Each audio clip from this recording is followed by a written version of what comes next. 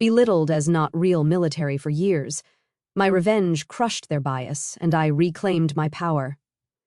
I'm Admiral Pauline Grayson, 48 years old, and I built my career from the ground up, one of the youngest flag officers in the U.S. Navy. For years, I showed up for my family, funding trips home, calling between deployments, standing quietly while they celebrated my brother's every win. But when they mocked me at a SEAL ceremony, laughed that I'd never really served, I made a choice that changed everything. Have you ever been dismissed by the people who should have been proud of you? If so, tell me your story in the comments. You're not alone. Before I get into what happened, let me know where you're tuning in from, and if you've ever had to stand tall when others doubted your worth, hit that like button and subscribe for more true stories about boundaries, respect, and reclaiming your power. What happened next might surprise you. The dining room was quiet, except for the sound of silverware on china. I sat at my parents' table, home on leave for the first time in 8 months, and watched my mother serve pot roast like it was a ceremony. She placed the largest portion in front of my brother Ethan, who grinned and thanked her. My father poured wine, filled Ethan's glass to the rim, then splashed barely an inch into mine. "So, Ethan," Dad said, leaning forward with that look he got when he was proud. "How's the training going?" Ethan shrugged, but he was smiling. "Tough, but I'm loving it. Buds is no joke." "Of course it isn't," Mom said, beaming. "You're going to be a SEAL, a real hero." I cut into my pot roast. It was dry. "And you, Pauline?" Dad asked, almost as an afterthought. "Still doing what is it you do again? Operations coordination, fleet logistics, and strategic planning," I said evenly. "Right?"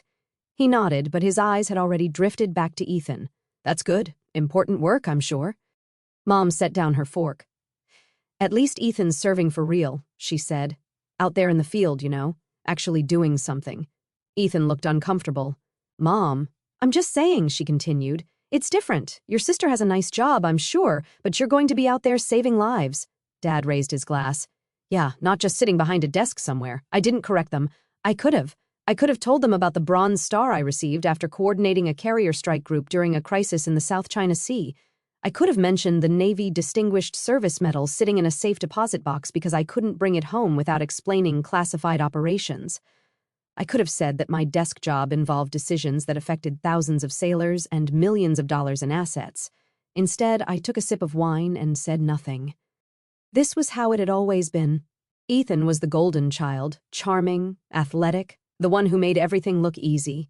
I was the quiet one, the one who studied too much, the one who didn't quite fit into the family narrative my parents had written. When I got into the Naval Academy, Mom said, "That's nice, honey." When Ethan made varsity football, they drove 6 hours to watch him ride the bench. When I was commissioned as an ensign, they sent a card. When Ethan got his first girlfriend, they threw a barbecue. The pattern was old and familiar, worn smooth by repetition. "How long are you home for?" Ethan asked. 3 days, I said, then back to Pearl. "Hawaii," Dad said, shaking his head. "Must be nice. It's work," I replied. "Sure, but it's not like you're in a combat zone or anything." He gestured at Ethan with his fork. "Not like what this one's going to be doing." Ethan shifted in his seat. "Paul's job is important too, Dad." "Of course it is," Mom said quickly. "We're proud of both of you. It's just, well, what Ethan's doing is more visible, isn't it? More direct." I finished my pot roast and declined seconds. After dinner, I helped Mom with the dishes while Ethan and Dad watched a game in the living room. The sound of their laughter drifted into the kitchen, easy and unforced. "You know we love you," Mom said, handing me a plate to dry. "I know. It's just that Ethan's doing something so extraordinary. You understand." I dried the plate carefully, set it in the cupboard. "I understand." What I understood was this. My parents had decided long ago who I was and what I was worth. Nothing I did would change that narrative. Not my rank, not my service record, not the years I'd spent commanding sailors and making decisions that kept them alive. To them, I would always be the daughter who didn't quite measure up to their son. I went to bed early that night in my childhood room with its faded wallpaper and participation trophies from sports I'd never been good at. Through the wall, I could hear Ethan on the phone with his girlfriend, his voice warm and relaxed. I lay in the dark and thought about my command staff back in Hawaii, the men and women who respected my judgment, who trusted me with their lives and careers. I thought about Commander Sandra Cruz, my executive officer, who'd told me last week that I was the best CO she'd ever served under. Then I thought about my mother saying, "At least Ethan's serving for real." The ceiling had a water stain in the corner that looked like a bird. I'd spent a lot of nights in this room staring at that stain, wondering what was wrong with me, why I couldn't make my parents see me the way they saw Ethan. I didn't wonder anymore. I knew the answer. Nothing was wrong with me. The problem wasn't mine to solve, but knowing that didn't make it hurt less. The next morning over breakfast, Dad mentioned that Ethan's seal ceremony was coming up in a few months. "You should come," Ethan said, "if you can get leave." "I'll try," I said. "It would mean a lot," he added, and I could tell he meant it. Ethan wasn't the problem. He never had been. He didn't ask to be the favorite, didn't encourage our parents' blindness. If anything, he seemed embarrassed by it sometimes, though not enough to challenge it directly. "The whole family will be there," Mom said. "It's going to be such a special day." "I'm sure it will be," I said. Dad looked at me over his newspaper. "You could wear your uniform, dress it up a bit." "I could," I agreed. What I didn't say, I would be wearing my uniform. My service dress blues with the ribbons and insignia that told the story my parents had never bothered to read. The uniform of a Rear Admiral Lower Half, 07, one of the youngest flag officers in the Navy, but they wouldn't see it. They never did. I finished my coffee and excused myself. I had a video conference with my staff in 2 hours, and I needed to find somewhere quiet with decent internet. As I set up my laptop in the spare bedroom, I heard my parents in the kitchen, their voices carrying. "She seems tired," Mom said. "Desk work will do that," Dad replied. I opened my laptop and logged into the secure network. My screen filled with the faces of my command staff, serious, professional, waiting for my direction. "Good morning, Admiral," Commander Cruz said. "Good morning," I replied. "Let's get started." For the next 90 minutes, I was in my element. We discussed fleet readiness, personnel deployments, equipment maintenance, schedules. I made decisions, gave orders, solved problems. My staff listened, took notes, asked smart questions. When we finished, Cruz said, "Thank you, ma'am. Enjoy the rest of your leave." "Thank you, Commander." I closed the laptop and sat in the silence of the spare bedroom. Downstairs, I could hear my parents laughing with Ethan about something. I'd spent my entire career proving myself to people who took me seriously. Chiefs and captains, admirals and enlisted sailors. They saw my competence, respected my authority, trusted my leadership. But I never stopped trying to prove myself to the 2 people who refused to look. 3 days later, I flew back to Hawaii. My parents drove me to the airport. In the rearview mirror, I watched my father's eyes as he talked about Ethan's training. Mom nodded along. At the curb, they hugged me goodbye.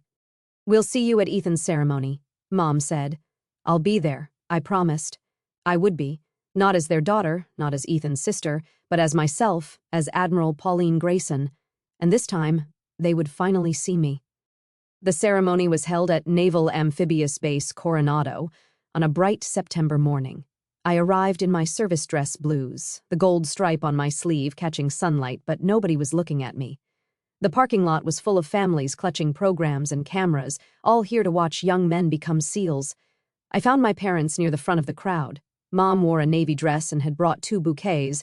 Dad had on his best suit, the one he saved for weddings and funerals. They were beaming, locked in conversation with another couple, probably another SEAL's parents. "Paul," Mom said when she saw me. She kissed my cheek, distracted. "You made it. Good. We saved you a seat." The seat was on the end of the row with a good view of nothing. "This is so exciting," Mom continued, gripping my arm. "Our son, a Navy SEAL, can you imagine?" "It's quite an achievement," I said. Dad barely looked at me. His eyes were scanning the crowd for Ethan, who was somewhere with his class, preparing for the ceremony. We took our seats. The chairs were arranged in rows facing a platform where the trident pins would be presented. Behind the platform, the ocean stretched out blue and endless, the same ocean I'd spent my career defending. "This," Mom said to the woman next to her, gesturing broadly, "is what real service looks like. My son's a warrior." I folded my hands in my lap and watched the platform. At exactly 1000 hours, the ceremony began. The SEAL candidates marched in formation, crisp and disciplined, their faces hard with pride and exhaustion. Ethan was in the 3rd row, his eyes forward, his bearing perfect. The base commander spoke first, talking about sacrifice and brotherhood, about the standards and selection process that made SEALs the elite. Then he introduced Lieutenant General Robert Miller, who'd come from SOCOM to present the awards. Miller took the platform. He was in his mid-50s, ramrod straight with close-cropped gray hair and ribbons covering half his chest. He spoke about the importance of special operations, about the men who volunteered to do the hardest jobs in the hardest conditions. I'd met Miller twice before, once at a joint operations brief in Tampa, and once at a reception following a change of command. Both times he'd been professional and sharp, the kind of officer who didn't waste words. His speech was good, measured, respectful, inspiring in the way military speeches should be. He was talking about the global reach of naval special warfare when his eyes swept the crowd and landed on me. He stopped mid-sentence. For a moment, he just stared. Then he glanced down at his notes, back up at me, and his expression shifted into something like surprise. The crowd began to murmur. People noticed the pause, noticed him looking. Miller stepped away from the microphone, said something to the base commander beside him, then walked down from the platform. He walked straight toward me. The murmuring grew louder. My parents looked confused. Dad leaned over. "What's going on?" I didn't answer. I stood because that's what you do when a 3-star general is walking toward you with purpose. Miller stopped 3 feet away and saluted. "Admiral Grayson," he said clearly, his voice carrying. "It's an honor to have you here, ma'am." The crowd went silent. I returned the salute. "General?" Around me, people were standing. The officers in the crowd came to attention. I saw Ethan in formation, his eyes wide, his hand snapping up in salute. The other SEAL candidates followed, the entire formation saluting toward me. My parents sat frozen, their faces blank with shock. Miller held my eyes for a moment, nodded once, then returned to the platform. "Ladies and gentlemen," he said into the microphone, "we have the distinct honor of having Rear Admiral Pauline Grayson in attendance today. Admiral Grayson commands the Pacific Fleet Logistics and Operations Group and has served with extraordinary distinction for over 25 years. Her presence here honors these men and this ceremony." The crowd applauded. It wasn't polite applause. It was sustained, genuine, the kind of recognition that comes from people who understand what rank means, what it costs. I remained standing until Miller gestured for everyone to sit. Then I lowered myself back into my chair, my posture unchanged, my expression neutral. Next to me, my mother's mouth was open. On my other side, my father stared at me like I was a stranger. I kept my eyes forward. The ceremony continued. The seal pins were presented, each candidate stepping forward to receive their trident. When Ethan's name was called, he walked to the platform with precision, shook Miller's hand, received his pin. Mom cried. Dad's hands shook as he held his camera. I watched my brother become a SEAL and felt genuinely proud of him. His achievement was real. He'd earned this. But the looks on my parents' faces, the shock, the confusion, the dawning realization, that was for me.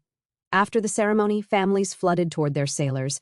My parents moved toward Ethan, but slowly, their steps uncertain. I stayed back, letting them have their moment. Commander Cruz appeared at my elbow. She was in town for a logistics conference and had come to the ceremony as a courtesy. "Nice entrance, Admiral," she said quietly. "I didn't plan it. I know, that's what makes it perfect." She drifted away as my parents approached. Ethan was with them, his new trident pinned to his chest, his expression somewhere between pride and concern. "Pauline," Dad said, his voice cracked. You're an admiral." "Yes. Why didn't you tell us?" Mom asked. Her eyes were red. "I did," I said calmly. "Several times. You didn't ask for details." Ethan looked at me, then at our parents. "I told you she was high-ranking. I said she was important." "You said she worked in logistics," Dad said weakly. "I command logistics operations for the entire Pacific Fleet." I said it's a flag officer billet. Mom reached for my arm, but I stepped back slightly, not rudely, just enough. "You've been an admiral this whole time, for 3 years. Before that, I was a captain for 6 years. Before that, Commander, you were at my promotion ceremony when I made lieutenant commander. You left early." I watched the memory surface in their faces, watched them reconstruct years of casual dismissals and forgotten milestones. "We didn't know," Dad said. "You didn't ask." Ethan cleared his throat. "I need to check in with my class." "Pauline, can we talk later?" "Of course. Congratulations, Ethan. You earned this." He nodded, squeezed my shoulder and left. Around us, families were taking photos, laughing, celebrating. My parents stood in the middle of it all, looking lost. "We're sorry," Mom said finally. "I know. We should have." "Yes," I interrupted gently, "you should have." Dad tried again. "We're proud of you. We are. We just didn't know what I did." I finished, didn't think it mattered, didn't see it as real service. They flinched. I didn't soften my tone, but I didn't harden it either. I just stated facts the way I would in a briefing. "I have to leave soon," I said. "I have a transport back to Pearl at 1400 hours. "Already?" Mom asked. "I took leave to be here. Now I need to get back to work. Can we see you off?" Dad asked. "That's not necessary." I started to walk away, then paused and turned back. For what it's worth, Ethan's achievement today is real. Be proud of him. He deserves it. Then I left them standing there, two people who just discovered they'd been blind for 30 years. I walked across the base toward the flight line, my shoes crisp on the pavement, my uniform immaculate in the California sun. Behind me, I heard my mother crying. I didn't look back. I grew up invisible, not neglected, not abused, just unseen in the specific way that happens when a family has already decided who matters most. Ethan was 3 years younger than me, born after our parents had spent my early childhood hoping for a son. When he finally arrived, their world reoriented around him like planets around the sun. I was 7 when he was born. I remember holding him in the hospital, this tiny red-faced thing, and feeling something shift in the room. The way Mom looked at him was different from how she'd ever looked at me. Softer, more complete. Dad had wanted a son to play catch with, to teach about cars and sports, to carry on the family name in the way that mattered to him. I tried to be that kid. I played Little League, earned badges in Girl Scouts, brought home straight A's. None of it was enough because none of it was what he'd wanted. When Ethan got old enough to throw a ball, Dad spent every weekend in the yard with him. When I asked to join, he'd say, "This is brother time, Pauline. Maybe later." Later never came. I learned early to stop asking for attention and started working for achievement instead. If I couldn't be their favorite, I'd be their best. I studied harder, performed better, won more awards. My bedroom shelf filled with academic trophies and certificates of excellence. Mom would glance at them and say, "That's nice, honey," then go downstairs to watch Ethan's soccer practice. High school was more of the same. I was valedictorian, Ethan was homecoming king. Guess which one got the bigger party? I applied to the Naval Academy because I wanted structure, discipline, something that measured worth objectively. The academy didn't care that I was quiet or studious or not as charismatic as my brother. It cared about performance, about meeting standards, about excellence you could quantify. I thrived there. Plebe year nearly broke me. It breaks everyone, but I came out stronger. I made it through on discipline and stubbornness, the same qualities that had gotten me through childhood. By graduation, I was ranked in the top 10% of my class. Mom and Dad came to my commissioning. They sat in the crowd at Navy Marine Corps Memorial Stadium and watched me receive my ensign bars. Afterward, Dad shook my hand and said, "We're proud of you." Then he checked his watch and said they needed to get back for Ethan's baseball tournament. I was 22 and Ensign Pauline Grayson, United States Navy, and I was still invisible to them. My first assignment was aboard a destroyer as a division officer. I learned how to lead sailors, how to stand watch, how to make decisions when lives and equipment depended on getting it right. I was good at it. My fitness reports reflected that. I made lieutenant junior grade on time, then full lieutenant ahead of schedule. When I called home to tell them about my promotion to lieutenant, Mom said, "That's wonderful, honey. Did you hear Ethan got into state? Full scholarship for football. I served at sea, then ashore, then at sea again. I did a tour with the Pacific Fleet staff, another on a cruiser, a stint at the Naval Postgraduate School. I made lieutenant commander at 31, younger than average, and took command of a logistics support unit in Japan. I called to tell them. Dad said, "Commander, huh? Is that good?" "It's the rank before captain," I explained. "Oh, well, good for you. Ethan just proposed to his girlfriend. We're planning a wedding." I flew home for the wedding. I wore my service dress. Nobody asked about my uniform. Nobody asked about my job. At the reception, I sat at a back table with distant cousins while my parents gave speeches about Ethan and his beautiful bride and their bright future. I left before the cake was cut. At 37, I made Captain 06. It came with command of a logistics squadron and responsibilities spanning multiple bases. I managed hundreds of personnel, millions of dollars in equipment, operations that kept the fleet running. I sent my parents a photo of my promotion ceremony. Mom texted back, "So proud. Ethan's wife is pregnant." That was the year I stopped trying. Not consciously, I didn't make a decision or have an epiphany. I just stopped expecting anything different. Stopped hoping they'd ask about my work, stopped imagining conversations where they saw me as more than an afterthought to Ethan's accomplishments. I focused on my career instead. I was good at my job, maybe great. My superiors noticed. My fitness reports used words like exceptional and promote ahead of peers. I received a Bronze Star for my role coordinating support during a carrier strike group's deployment to the Persian Gulf. The citation was classified, so I couldn't explain what I'd done, but it involved 72 hours without sleep and decisions that prevented a logistics disaster during critical operations. I put the medal in a safe deposit box. There was no point bringing it home. At 43, I deployed to the South China Sea during a period of heightened tensions. Our carrier group was positioned as a deterrent, and my job was making sure we could sustain operations indefinitely if necessary.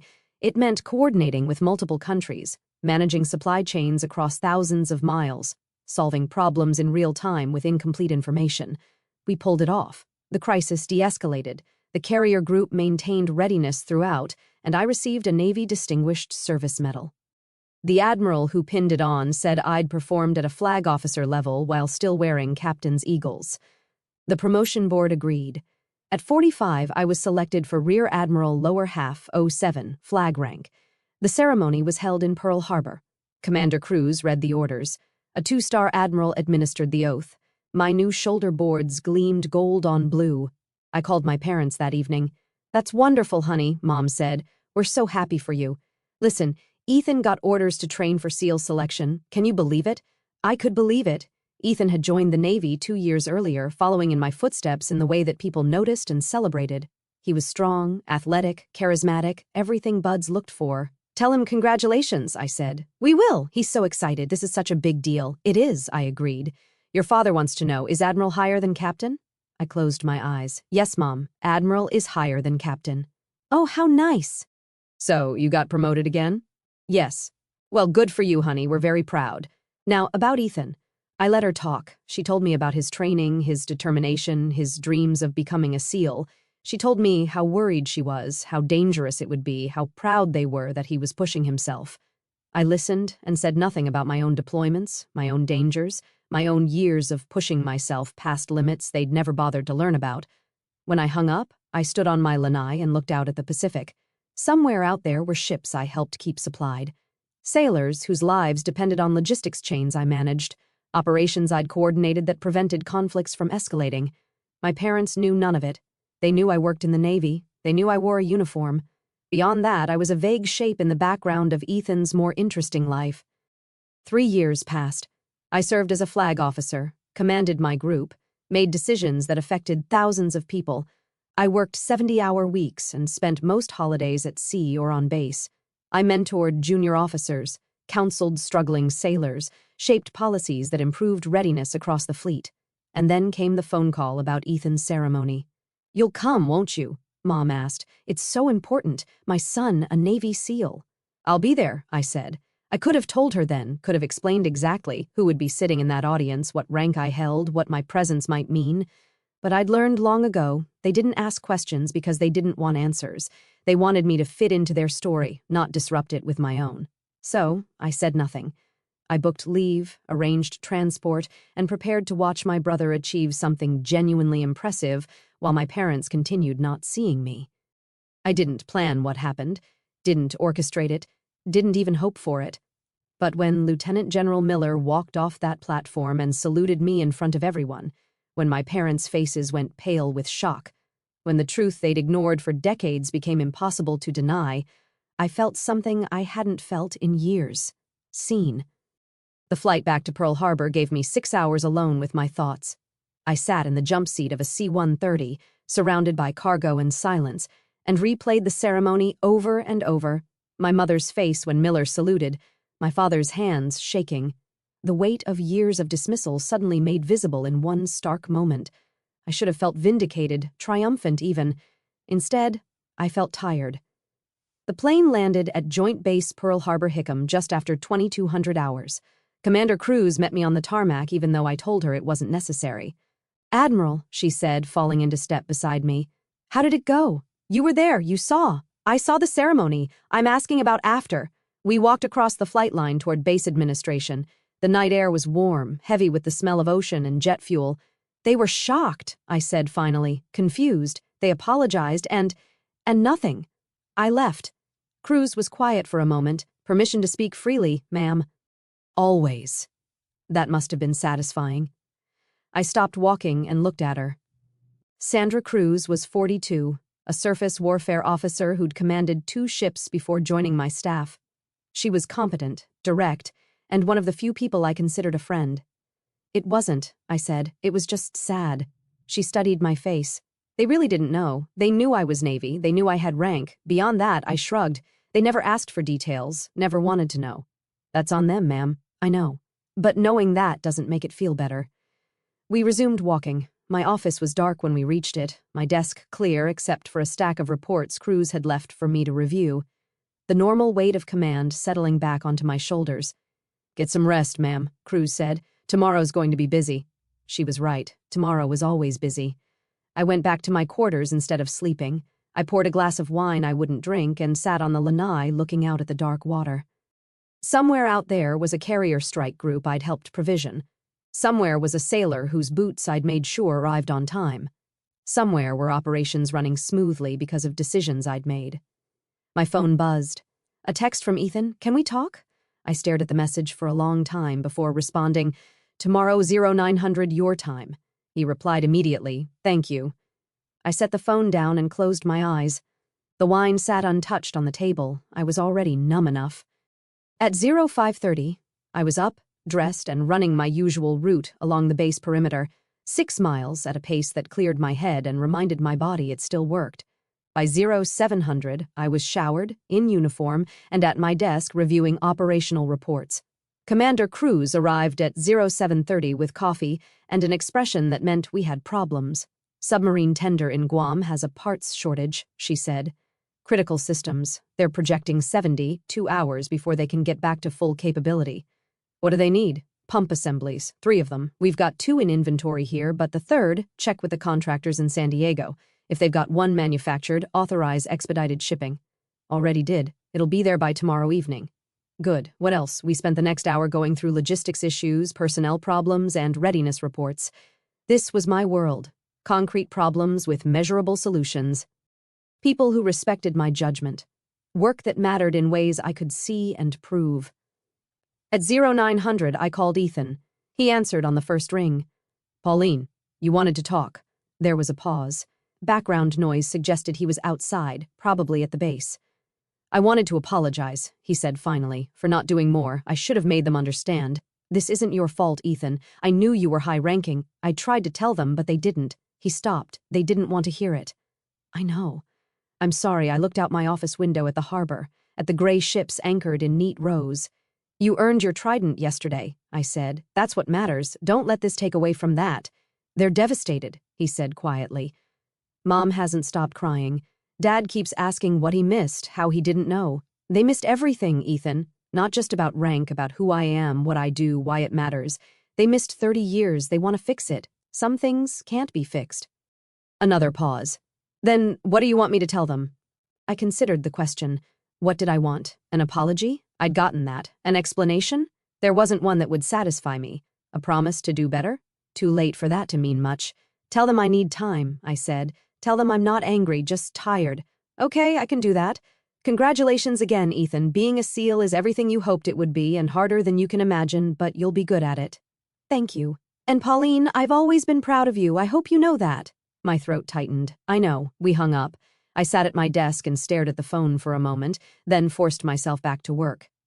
The day proceeded in its normal rhythm: meetings, decisions, problems solved, fires extinguished. At 1300 hours, I briefed a visiting congressional delegation on Pacific Fleet logistics capabilities. At 1500 hours, I reviewed fitness reports for my senior enlisted staff. At 1700 hours, I finally cleared my desk enough to leave. Commander Cruz found me on my way out. "Your parents called the command center," she said. I stopped. "What?" "About an hour ago. They asked to speak with you. The watchstander didn't put them through. Told them you were in meetings. Good. They asked about your schedule, when you might be available. I rubbed my temples. Tell the watch to be polite but firm. No calls transferred without my approval. Already done. Just thought you should know. Thank you, Sandra. She hesitated. For what it's worth, ma'am, you handled that ceremony with more grace than I would have. I've had practice being overlooked. That shouldn't be something you're good at. She was right. It shouldn't be. That night, I got an email from my mother. The subject line was, "We're so sorry." I stared at it for 10 minutes before opening it.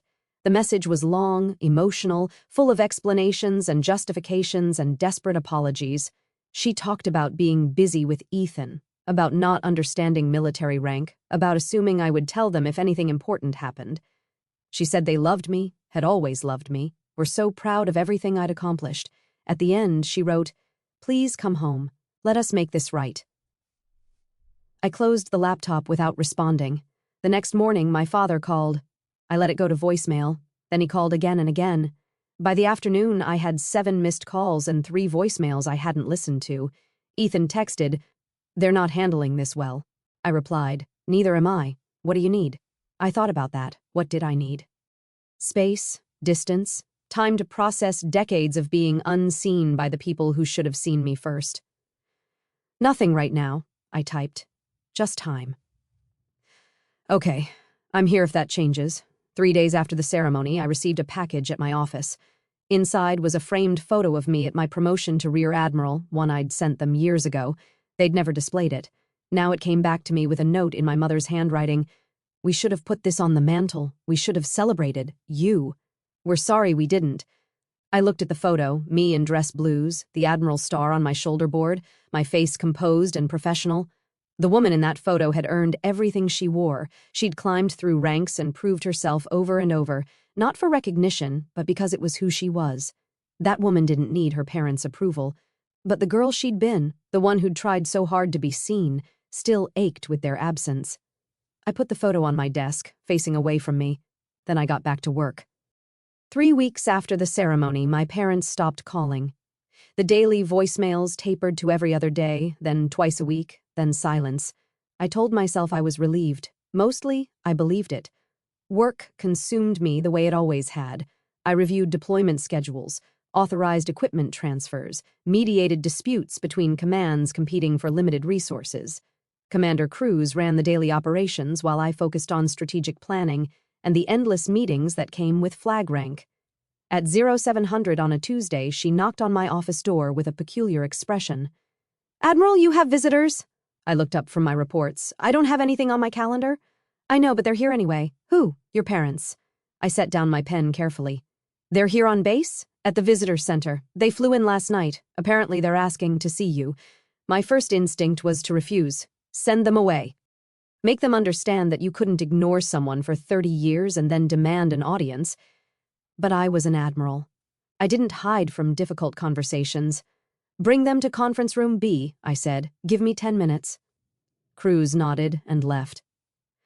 I sat alone in my office, breathing steadily, preparing myself the way I would for any challenging negotiation. They were waiting when I arrived. Mom stood by the window overlooking the harbor, her hands clasped in front of her. Dad sat at the conference table, looking older than I remembered. They both turned when I entered, and the hope on their faces was painful to see. "Pauline," Mom said. I closed the door. "You should have called first." "You weren't taking our calls," Dad said. "There's a reason for that." Mom's eyes were red, like she'd been crying recently. "We needed to see you, to talk in person." I remained standing, kept my posture formal. "You have 15 minutes. I have a briefing at 0800.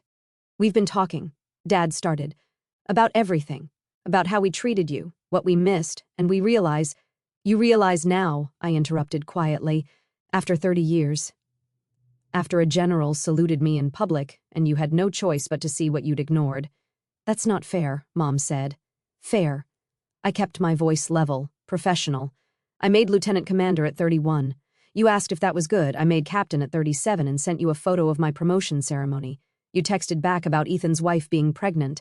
I became an admiral at 45 and you asked if that was higher than captain." Dad flinched. "We didn't understand." "You didn't ask. There's a difference." I walked to the window, looked out at the ships. I spent my entire childhood trying to get you to see me. I brought home perfect grades, won every award my school offered, got into one of the most competitive universities in the country. None of it mattered because I wasn't Ethan. We loved you, Mom said, her voice breaking. I'm sure you did. But love and attention aren't the same thing. Love and respect aren't the same thing. You love me the way you'd love furniture, present, functional, easy to overlook. That's not true, Dad protested. I turned to face them. When was my last promotion? They looked at each other, uncertain. When was my last deployment? What ship was I stationed on before I came to Pearl? What does my job actually entail? I paused. You can't answer any of those questions, can you? Silence. But you can tell me about Ethan's buds, training, about his girlfriend, his wedding, his hopes for special operations. You know everything about his life because you paid attention to it. Mom wiped her eyes. We're here now. We're trying. Trying now, after it became public, after you were embarrassed. That's not why, Dad started. Isn't it? If General Miller hadn't recognized me, if that ceremony had gone the way you expected, would you be here? Would you have flown to Hawaii demanding my time, insisting we fix this? They didn't answer, which was answer enough. I checked my watch. You have 5 minutes left. What do you want from us? Mom asked desperately. Tell us what to do. Tell us how to make this right. I want you to go home. Pauline, I want you to think about what you missed. Really think about it. Not just my rank, but everything. The nights I stayed up studying while you watched Ethan's games. The award ceremonies you left early. The deployments I came back from to find you barely noticed I was gone. I want you to understand that this isn't about one ceremony or one moment. It's about 30 years of choosing not to see me. Dad's voice was rough. We see you now. Do you? Or do you see a rank that embarrassed you? Do you see an admiral or do you see your daughter? Both, he said. Then you're looking at someone you don't know. Because the daughter you remember learned a long time ago to stop expecting anything from you. Mom stepped forward. Don't say that. It's true. I built a career. I commanded sailors. I made decisions that affected thousands of people. I did all of it knowing you'd never understand or appreciate any of it, and I was fine with that. I made peace with it. But we want to understand now, she insisted. Now isn't enough. The words hung in the air between us. Outside the window, a guided missile destroyer was moving through the harbor, sailors on deck preparing to moor. I need time, I said finally. Months, maybe years. I need to figure out what kind of relationship we can have, if any, and I need to do that without you showing up unannounced, making demands, trying to fix something that's been broken for decades. So we just wait? Dad asked. You wait, you think, and maybe eventually we can talk, but it happens on my terms, my timeline, not yours. Mom was crying openly now. We love you. I know, but love isn't enough when it comes with 30 years of blindness. I walked to the door, opened it. Commander Cruz was in the hallway, professional and discreet. Commander, please escort my parents to the visitor center and arrange their transportation off base. Yes, ma'am. I looked at my parents one last time. They seemed smaller, older, diminished by the weight of their own failure. Goodbye, I said. Then I walked away. I made it to my office, closed the door, and stood at the window with my hands braced against the sill. My chest felt tight, my breathing shallow. There was a knock. Cruz entered without waiting for permission. How did you know? I asked without turning. 23 years in the Navy, ma'am. I know what it looks like when someone's barely holding it together. She didn't say anything else, just stood there in silent support. After a moment, my breathing steadied. They meant well, I said. Doesn't mean they did well. No, it doesn't. I straightened, adjusted my uniform, restored the composure that was as much a part of me as the rank on my shoulders. I have a briefing in 10 minutes. I rescheduled it. You have the morning clear. I looked at her. That wasn't necessary. With respect, ma'am, it was. She left me alone. I sat at my desk and stared at the framed photo my mother had sent back, the one of my promotion to Rear Admiral. In it, I looked confident, accomplished, complete. I picked up my phone and texted Ethan, saw Mom and Dad today. It didn't go well. His response came quickly. I'm sorry. Are you okay? I typed and deleted 3 responses before settling on, I will be. Because I would be. I'd survived 30 years of invisibility. I'd survived this, too. The rest of the day proceeded normally. I attended meetings, made decisions, solved problems. Nobody looking at me would have known that anything was wrong. And that was exactly how I needed it to be. That evening, alone in my quarters, I allowed myself exactly 10 minutes of grief, 10 minutes to feel the loss of what could have been, should have been, never was. Then I poured a glass of water, reviewed the next day's schedule, and prepared for sleep. I'd spent my life proving I didn't need their validation. Now I just had to believe it. For months after the ceremony, Ethan called at 0200 hours. I was already awake. Insomnia had become a familiar companion, so I answered.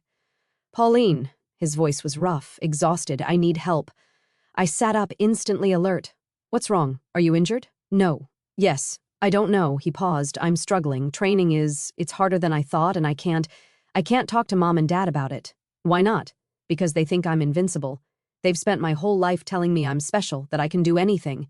How do I tell them I'm failing?" I walked to the window. Outside, Pearl Harbor was dark and quiet.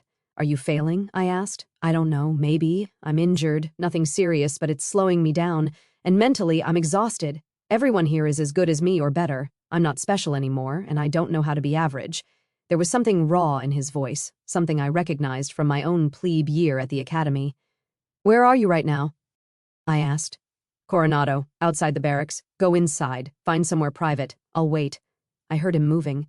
Heard a door close. Then, "Okay. Listen to me," I said. "What you're feeling is normal. Everyone in selection feels it. The whole point of buds is to push you past what you think you can handle. But what if I can't handle it? Then you can't. And that's not the end of the world." Silence on the other end. "Ethan, being a SEAL isn't the only way to serve. It's not the only way to matter. If this isn't for you, that doesn't make you a failure. It makes me less than I was supposed to be." And there it was, the weight of a lifetime of being the golden child, the one who was supposed to succeed at everything. "You were supposed to be perfect because Mom and Dad needed you to be," I said quietly. "They put that on you the same way they ignored me. Neither of us asked for it, and neither of us deserved it." "How did you do it?" he asked. "How did you keep going when nobody was watching?" I thought about that question. How had I done it? What had sustained me through years of being overlooked? "I found purpose outside their approval," I said finally. "I served because I believed in it, not because anyone was clapping. I led sailors because they needed leadership, not because it would impress my parents. I built a life where my worth wasn't dependent on their recognition. I don't know if I can do that." "You can, but first you have to survive training. So, here's what you're going to do tomorrow. You're going to see the medical staff about your injury. No pushing through pain, no being a hero. Get it treated properly. That'll put me behind, better behind than broken. Then you're going to focus on one day at a time, not the whole program, not what happens after, just the next day, the next evolution, the next challenge, okay? And Ethan, if you decide to quit, if you decide this isn't for you, that's okay too. I'll still be proud of you." His voice cracked. "You're the only one who would be. Then I'm the only one whose opinion should matter." We talked for another 20 minutes. I gave him practical advice, how to manage injuries, how to deal with instructors, how to stay mentally strong when your body is failing. Advice earned through my own years of pushing past limits. When we hung up, I lay back down but didn't sleep. Instead, I thought about my brother, the golden child who'd carried the weight of our parents' expectations his entire life, who'd never been allowed to be average or uncertain or afraid. Maybe we'd both been damaged, just in different ways. Over the next few months, Ethan called regularly, sometimes for advice, sometimes just to talk. I became his lifeline through Bud, the person who understood what he was enduring without judgment or expectation. He made it through, barely, and with more struggle than he'd ever admit to our parents, but he made it. "I'm going to be a SEAL," he said when he called with the news. "I know, I never doubted it. I did, a lot. That's what makes it real, Ethan. Anyone who goes through that program and doesn't doubt themselves is either lying or not human." He was quiet for a moment. "Thank you for everything. I couldn't have done this without you." "Yes, you could have, but I'm glad I could help." After we hung up, Commander Cruz found me in my office. "Good news?" she asked, reading my expression. "My brother completed training. The SEAL?" "Yes," she nodded. "That's a real accomplishment. You should be proud." "I am. He worked hard for it." "So did you," she said. "For your rank, I mean." "You worked hard, too." I looked at her, wondering where this was going. "I've been thinking about what happened at that ceremony," she continued. "About your parents. And I realized something." "What?" "You spent your whole career becoming someone worthy of respect, someone who earned everything she has, and you did it without recognition or support." That's more impressive than anything your brother accomplished. That's not a competition, Sandra. I know. But sometimes people need to hear that they're remarkable, even if it's not from the people they wanted to hear it from. She left before I could respond. That evening, I received an email from Ethan. The subject line was "Thank you," and the message was simple: "You're the best officer I know and the best sister." I'm sorry it took me so long to say it.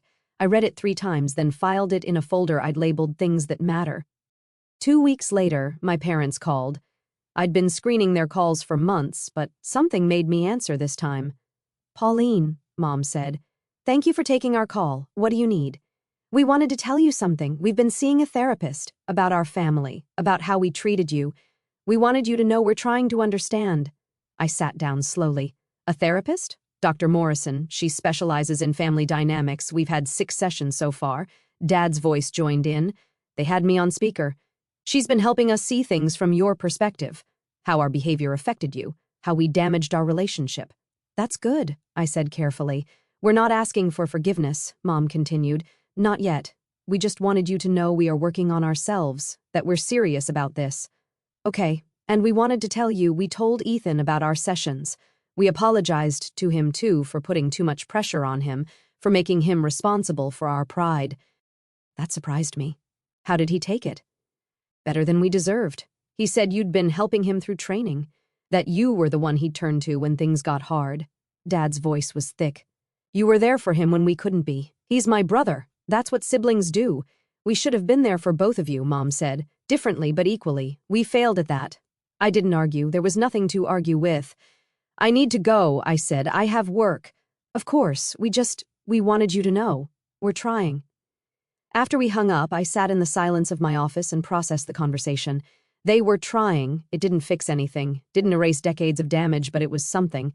Maybe that was enough for now. Commander Cruz knocked and entered. "Admiral, we have a situation with the supply chain in Okinawa. Details: equipment delivery delayed by typhoon. Base commander is requesting alternative sourcing." I pulled up my computer. "Let's see what we can do."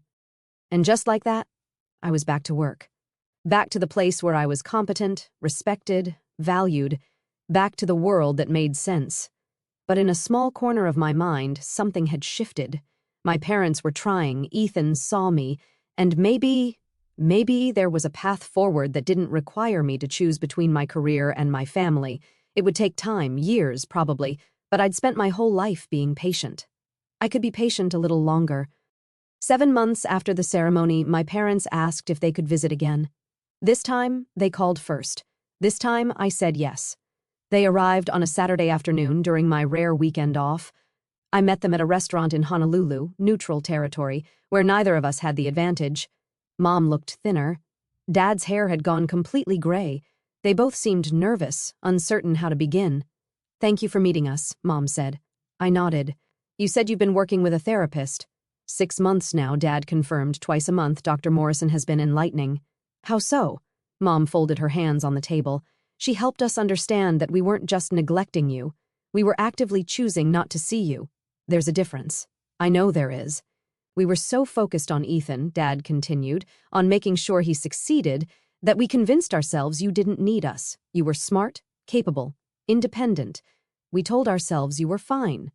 "I was fine," I said, "but I shouldn't have had to be." "No," Mom agreed. "You shouldn't have. And we're sorry, truly, deeply sorry, for what we put you through.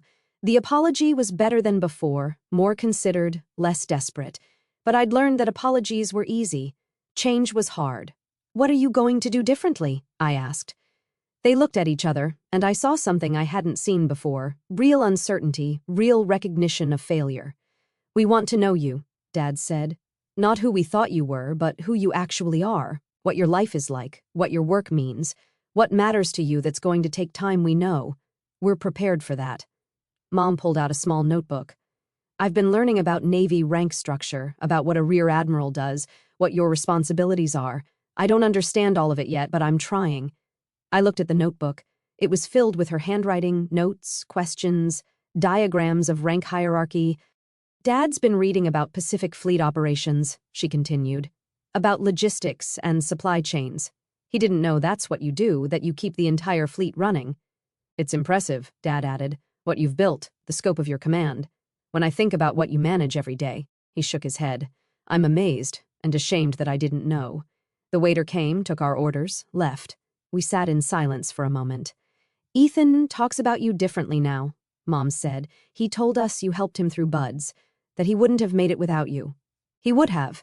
He's tougher than he thinks. He said you told him it's okay to fail, that it's okay to be average." I smiled slightly. He needed to hear that. "We never told him that," Dad said quietly. "We put too much pressure on him, made him feel like he had to be perfect. You put pressure on both of us, just different kinds." Mom nodded. "Dr. Morrison said we set Ethan up to feel like he always had to succeed. And we set you up to feel like nothing you did mattered. We damaged both of you." "Yes," I said simply. "You did." The acknowledgement hung between us, not angry, not accusatory, just true. Our food arrived. We ate in careful silence, testing the boundaries of this new dynamic. "We'd like to visit again," Mom said eventually. "If that's all right, maybe once a month. We could learn about your work, your life here. No pressure, no expectations, just time together." I considered the request. Part of me wanted to refuse, to maintain the distance I'd built. But another part, smaller, more uncertain, wondered if healing was possible. "Once every 2 months," I countered. "And you call first every time. No surprises." "Fair," Dad agreed. "And if I need space, if I'm not ready for a visit, you respect that?" "Absolutely. And we don't talk about Ethan unless I bring him up first." Mom hesitated, then nodded. "Okay, it wasn't much. It wasn't trust, wasn't forgiveness, wasn't reconciliation, but it was a start." We finished lunch. They walked me back to my car. "Admiral Grayson," a voice called. I turned to see a young sailor from my command in civilian clothes standing nearby. "Petty Officer Davis," I acknowledged. He came to attention instinctively. "Ma'am, I just wanted to say thank you for approving my transfer request. My wife just had a baby, and being stationed closer to her family means everything." "You're a good sailor, Davis. You earned it. Congratulations on the baby." "Thank you, ma'am." He nodded to my parents, then walked away. I turned back to find them staring at me. "That happens a lot," Mom said, "doesn't it? People recognizing you, thanking you. Sometimes you matter to them," Dad said slowly. "They respect you. They respect the rank, and hopefully they respect how I wear it." "We should have respected it too," Mom said. "All of it. All of you." I unlocked my car. "I'll call you in 2 months. We can set up another visit." "Thank you," Dad said, "for giving us a chance." I nodded and drove away. In my rearview mirror, I watched them standing in the parking lot, looking smaller and older and somehow more real than they'd ever seemed before. That night, Ethan called. "How did it go?" he asked. "Better than expected. They're trying." "That's good, right? It's something. Whether it's enough remains to be seen." "Fair." He paused. "For what it's worth, they talk about you differently now. With respect, with pride. It's 30 years too late, Ethan. I know, but maybe late is better than never. Maybe." I wasn't sure yet. Over the next few months, my parents visited twice more. We had lunch, walked around the island, talked about my work. Slowly, carefully, they began to understand what my career actually entailed. Mom asked questions about command structure. Dad wanted to know about the ships I'd served on. They listened, really listened, when I talked about my sailors, my responsibilities, my challenges. It wasn't the relationship I'd wanted as a child. That was gone, broken, beyond repair. But it might become something else, something more honest, less painful. One evening after they'd returned home, I received a package. Inside was a photo album Mom had made. It contained every photo of me in uniform she could find, my commissioning, my promotions, my change of command ceremonies, photos I'd sent and they'd filed away. Now they were mounted carefully with captions in her handwriting describing each event, each achievement. On the first page, she'd written, "To the daughter we should have celebrated all along. We're sorry it took us so long to see you." I set the album on my shelf next to my awards and decorations. It wasn't forgiveness, not yet. But it was acknowledgement. And for now, that was enough. 14 months after the ceremony, I received orders for promotion consideration to Vice Admiral 09, 3 stars. Commander Cruz delivered the news personally, walking into my office with a rare smile. "Congratulations, Admiral. You're on the list." I looked up from my reports. "Which list?" "Promotion board. They're considering you for Vice Admiral. The official notification will come through channels, but I heard from a friend at Boopers. You're on the short list." I sat back in my chair, processing. Vice Admiral meant bigger command, broader responsibilities, deeper impact. It also meant more visibility, more scrutiny, more pressure. When's the board meet? Next month. Results probably within 6 weeks after that. Thank you for the heads up. She left, and I was alone with the news. 3 stars. 30 years after joining the Navy as an uncertain ensign, I was being considered for the highest ranks of naval leadership. I thought about calling my parents, then decided to wait. If I made the list, I'd tell them. If I didn't, there was no reason to mention it. The next 6 weeks were normal. Meetings, decisions, problems solved. I didn't think about the promotion board. Thinking about it wouldn't change the outcome. Then, on a Tuesday morning, the call came. Admiral Grayson, this is Vice Admiral Peters. I wanted to inform you personally. You've been selected for promotion to Vice Admiral. Congratulations. I stood reflexively even though he couldn't see me. Thank you, sir. Your ceremony is scheduled for 8 weeks from now at Pearl. We'll send the formal details through your command. You've earned this, Pauline. Your record is exemplary. After we hung up, I stood at my window and looked out at the harbor. Somewhere out there were ships I'd helped provision, sailors I'd helped lead, operations I'd helped execute. 30 years of service distilled into 3 stars. Commander Cruz knocked and entered. I heard, "Congratulations, Admiral." Or should I start practicing Vice Admiral? Not yet. How do you feel? I considered the question honestly, proud, tired. Ready? Your parents will be thrilled. Probably. She studied my face. You're not going to tell them yet, are you? I'll tell them after the ceremony. Not before. Why? Because this one is mine. I don't want to share it with their opinions or their pride or their attempts to make up for lost time. This promotion, I earned it without them. I want to celebrate it the same way. She nodded. Understood, ma'am. The next 8 weeks passed in preparation. My dress uniform was updated with the 3-star insignia. My staff coordinated the ceremony. Invitations went out to commands across the Pacific Fleet. I didn't invite my parents. I told Ethan, swore him to secrecy, and asked him not to tell them. Are you sure? He asked. I'm sure. They're going to be hurt. They'll survive. This is important to me, Ethan. It needs to be on my terms. He understood. He'd been working with his own therapist, processing the pressure of being the golden child. He was learning, slowly, to separate his parents' expectations from his own worth. I'm proud of you, he said. 3 stars. That's incredible. Thank you. You know, he added, I tell people my sister's an admiral. They're always impressed. Makes me feel like I'm related to someone important. You are someone important, Ethan. You don't need to borrow that from me. I know, but it's still cool. The ceremony was held on a Friday morning on the same pier where I'd stood months earlier after the SEAL ceremony. The weather was perfect. Clear sky, calm water, the kind of day that made Hawaii look like paradise. The Pacific Fleet commander administered the oath. My staff stood in formation, crisp and professional. Other flag officers attended, along with commanding officers from across the fleet. When the 3-star shoulder boards were pinned on, when the crowd applauded, I felt something I hadn't felt before. Complete. Not because of the rank, though that mattered. Not because of the recognition, though that was meaningful. But because I'd reached this moment entirely on my own merit, without compromise, without needing validation from anyone except the institution I served. After the ceremony, there was a reception. Officers congratulated me, shook my hand, offered respect that had nothing to do with my family or their expectations. Commander Cruz, now executive officer to a 3-star, found me near the end. How does it feel, Admiral? Right, I said simply. Your parents will be upset they missed this. I know, but some moments need to be ours alone. She raised her glass. To Vice Admiral Grayson, may your next command be as successful as your last. We toasted, and I looked out over the harbor at the ships riding at anchor. That evening, I called my parents. Pauline, Mom answered. This is a nice surprise. I have news. I was promoted last week to Vice Admiral. Silence. Then, last week. Yes. You didn't tell us? Dad's voice joined in, speakerphone again. No, why not? Mom asked, hurt evident in her voice. Because I needed that moment to be mine, just mine. Without your pride or your guilt or your attempts to make up for the past, I earned 3 stars through 30 years of work. You never bothered to understand. I wanted to celebrate that achievement without you. More silence. That's fair, Dad said finally. That's more than fair. We would have liked to be there, Mom said quietly.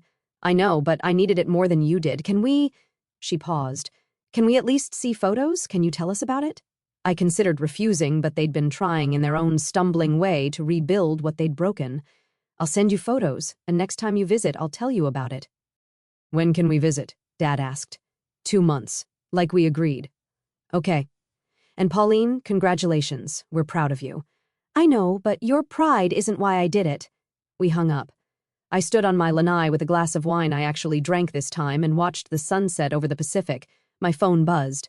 A text from Ethan, saw the photos Cruz sent me. You look like a badass. 3 stars suits you. I smiled and replied, thanks. How's the team? Good. Deployed next month. Probably can't tell you where. Probably not. Stay safe. Always. Love you, sis. Love you too. I set the phone down and thought about the path that had brought me here. The years of being overlooked, the quiet determination, the refusal to let their blindness define me. I'd built a career worth respecting. I'd earned rank worth celebrating. I'd become someone worth knowing, not because of my family, but despite them. And now, finally, they were beginning to see it. Whether they truly understood, whether we'd ever have the relationship I'd wanted as a child, that remained uncertain. But I'd stopped needing their validation. I had my own. The next morning, I arrived at my office at 0600. My new responsibilities included oversight of Pacific Fleet logistics and strategic operations across 13 time zones. The scope was enormous, the stakes high, the work meaningful. Commander Cruz was already at her desk. Ready for your first day as a 3-star admiral? I've been ready my whole career. She smiled. Yes, ma'am, you have. I sat down, pulled up my reports, and got to work. Out there across the Pacific were ships that needed provisions, sailors who needed support, operations that required coordination. My job was making sure they succeeded, making sure they came home, making sure the fleet remained ready. It was work I was good at, work that mattered, work that defined me more than any family relationship ever could. My parents would visit in 2 months. We'd have lunch, talk about my promotion, continue rebuilding something that might eventually resemble a relationship. But whether they understood or not, whether they were proud or not, whether they finally saw me or not, none of it changed who I was. I was Vice Admiral Pauline Grayson, United States Navy. I commanded thousands of sailors, managed billions of dollars in resources, and made decisions that shaped Pacific operations. I'd earned every inch of the 3 gold stars on my shoulder boards, and I'd done it by refusing to be invisible, even when the people who should have seen me first chose to look away. That was my victory, not the ceremony, not the moment of public recognition, not their belated apology. My victory was becoming someone I respected, someone I was proud to be, someone who didn't need their validation to know her worth. I looked out my office window at the harbor, at the gray ships preparing for another day of operations. Then I turned back to my computer and got to work, because the mission continued. The fleet needed leadership. And I was exactly where I was supposed to be, doing exactly what I was meant to do, on my own terms. Finally, that's where I drew the line and kept it. If this hit home, tap like, subscribe, and share it with someone who needs the reminder. Your worth doesn't require permission. Tell me in the comments, have you ever been dismissed by family and had to set a boundary? What finally made you stop proving yourself to people who wouldn't see you? If you served or supported someone who did, how did recognition or the lack of it shape your relationships? What would being seen look like for you right now? After a public reveal like mine, would you reconcile or keep your distance? Why?